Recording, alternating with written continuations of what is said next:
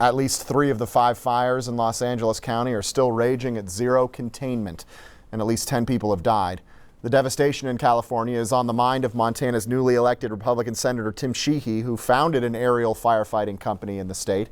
Sheehy says he's having conversations across the political aisle on ways to address the wildfire crisis better, faster, and more efficiently. A citizen jury is expected to rule today whether a Yellowstone County SWAT officer was justified in shooting and killing an armed woman nearly 2 years ago. 35-year-old Vilene Not Afraid allegedly led police on a chase through downtown and the Billings Heights back in March of 2023 after stealing a car and firing a gun. According to police, the chase ended on 6th Avenue North when Not Afraid hit 2 uninvolved vehicles and damaged her car. She then allegedly refused to get out of the vehicle for a couple hours. The standoff ended when SWAT officers deployed gas into her vehicle.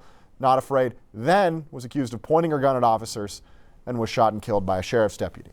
The county attorney will consider the verdict of the inquest to decide whether to file criminal charges.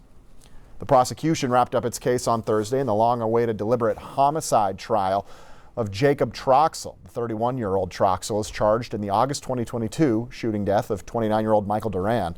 That incident first began as a case of road rage and ended with Troxel eventually shooting Duran 7 times.